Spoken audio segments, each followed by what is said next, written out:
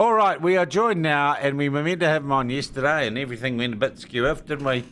By the Police Minister, Mark Mitchell, who has been engaged in a war of words with critics, particularly in the Green Party, who seem to have taken on the idea that there is political capital to be made in, I think, one of the oldest and most childish things from my lifetime.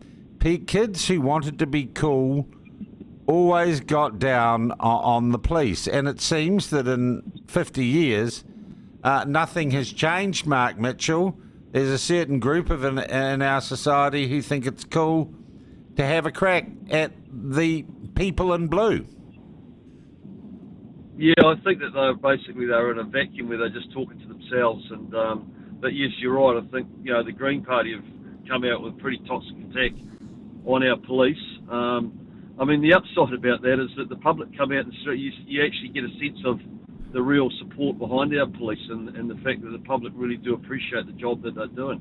Yeah, I got to say, one of the most interesting things was this idea or the notion that somehow people feel less safe when there are police on the streets. And I talk from personal experience, and I think I banged on at you about it, Manor Street, where this office is, where this studio is.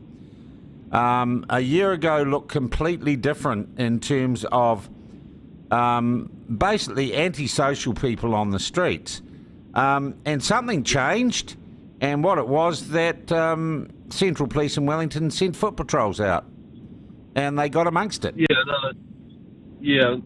for the feedback, Sean. Look, I'm really proud of the work that they're doing, and yes, it does change because they're highly visible. Most members of the public, when they see police officers, they inherently feel safer and reassured. And obviously the police's role is to get out there and make the streets as safe as they can, which means dealing with everything from violent antisocial behaviour, retail crime, to trying to find solutions for rough sleepers, who are often people that actually have got a bed to go to, but they sort of come together as a community in the CBDs. Now, there is research that absolutely gives the lie too, and I know you referred to that in Parliament this week. There's research that suggests, far from Tamitha Paul's assertion that people get freaked out by seeing police in the street, it actually reassures people. What do those figures in broad terms tell us? Well, it shows that there's overwhelming support from the public for our frontline police officers, and in particular, a big focus in the last fortnight on our beat officers. By the way, Sean, one of those surveys showed that there was majority of support by Green voters for our beat constables. No, who did the research? It was a Taxpayers Union poll. Okay, but their stuff is reliable, and they do it by the right methodology. No, absolutely. Yeah. And I know you're not involved operationally. What's the feedback you get from police where they hear political rhetoric like the stuff we've got coming out of the Greens? I think that they listen to it. I think maybe on the fringes it might impact a little bit. But look, the Prime Minister and I went out with the Wellington Beat section the other day, and in their office they had a survey that showed that over 80% of the public supported them. They printed that out. They had it up on their wall.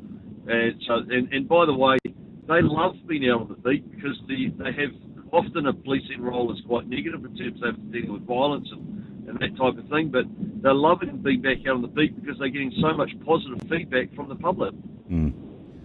Minister, while I've got you here, I want to raise another issue that the Free Speech Union has kicked off last night, this morning, and you'll remember it because I think we talked about it at the time.